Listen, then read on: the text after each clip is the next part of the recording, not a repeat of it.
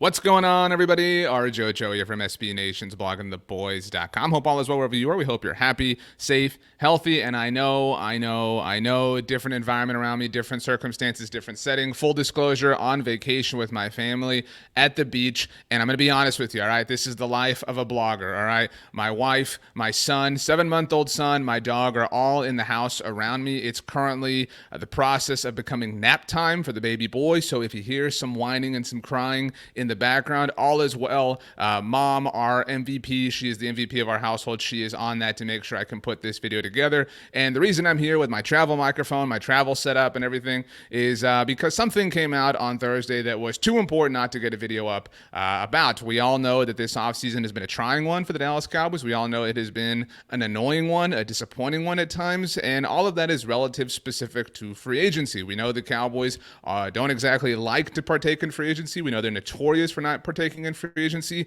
We know that they like their own guys and they so rarely spend outwardly. They so rarely purchase the rights or the ability to have a player that's coming from somewhere else. They like to grow their own talent, players they drafted, on and on and on, etc. And, for the most part, they have stuck to that company line, right? They have kept a lot of players. Obviously, they brought back Leighton Vander Esch and Luke Gifford. They kept DeMarcus Lawrence. They let Randy Gregory go, although you can debate and argue the particulars of how that happened. But as far as external free agents, the Dallas Cowboys have only brought in 4, although you could technically only call it 3.5 to this point. Today is July 7th. We've got James Washington, the wide receiver, coming from the Pittsburgh Steelers. We've got Dante Fowler coming over from the Atlanta Falcons and a bunch of other places, obviously. We've got Ryan Nall in the backfield coming over from the Chicago Bears, and we've got Lareem Hairulahu. That's the kind of half one because he was on the Cowboys roster a year ago. But absent from that list is obviously pass rusher Von Miller, who was linked to the Cowboys throughout the free agency process. I can hear my dog's collar jingling and jangling. So again, road life. But Von Miller wound up with the Buffalo Bills. Huge contract, massive contract that was met with a lot of discussion, right? A lot of people, when they saw the deal that the Buffalo Bills gave him, $120 million over 6 years, say, you know what, I'm good. I love Von Miller, but I'm good. I didn't want to spin that, whatever. Well, Von Miller spoke to The Athletic in an article that came out on Thursday, and we're going to take a look at the important part here. I'm just going to read it to you because, I know you know how to read. But anyway, outside linebacker Randy Gregory initially agreed to terms to return to the Cowboys in March, but then backed out, instead signing with the Broncos. Again, we all know this, very painful. Miller says Dallas then offered him the same contract they had negotiated with Gregory, a reported 5 years, $70 million deal with 2 years guaranteed. I told them I was ready to come to the Cowboys, Miller says. I would have taken less to go to Dallas because it's Dallas, but I wouldn't take that much less. Von, very famously a Texas native, Texas A&M alum, 2-time Super Bowl winner. The dog has a shoe. That's the noise that's going on in the background.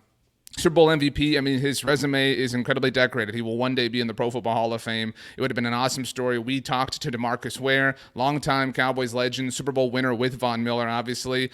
You can go back and watch that interview here on our channel, and DeMarcus Ware said he wanted that to happen. He thought that might happen. He talked to Von and just kind of poked around to see what was going on there. I know a lot of people think that Von used the Cowboys as leverage to get more money out of the Bills because different free agents have done that in the past, but you look at this, and I will say it's easier for Von to say this now, right? I would have taken less to go to Dallas because it's Dallas, right? Because he already got his $120 million from the Buffalo Bills.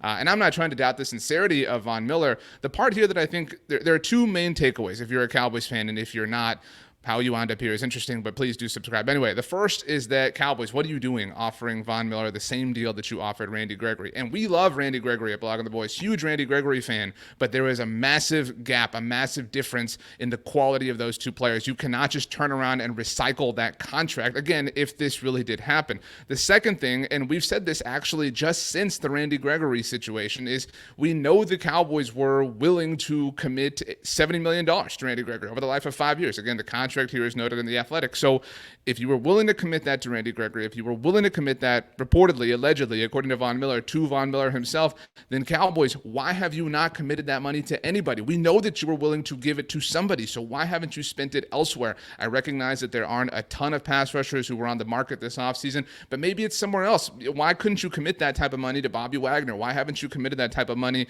to help in the secondary, to help anywhere? I mean, you can get specific and argue and debate the particular particulars, again, of the positions that you want to see the Cowboys address, but we know that they were willing to commit that money. We know that they had budgeted for that this coming season. So why has it not been spent yet? That is, I think, the biggest takeaway, the biggest question as a result of this particular story from The Athletic. Congratulations to Von Miller again, got a huge deal with the Buffalo Bills, and they were clearly willing to pay that, right? That's the conversation that we've had. The Bills feel like they're close. The Bills do not want to lose in the playoffs again. The Bills want to cash in on the window that they have going now, and so they spent a lot of money to do that, to get Von Miller in there. And so my questions are, why would you offer the same deal to Von Miller that you offered to Randy Gregory, and why haven't you spent that money on anything else? But I appreciate all of you for hanging out with us here. Please do subscribe down below to the Blog on the Boys YouTube channel. We're in the middle of our training camp preview series where we're looking at each and every position on the Cowboys roster ahead of training camp, examining it, discussing it, kind of fleshing it out. We just launched our wide receivers video. Coming up next will be linebacker, so be on the lookout for that. My name is RJ Ochoa. You can follow me on Twitter or Instagram at RJ Ochoa, or on TikTok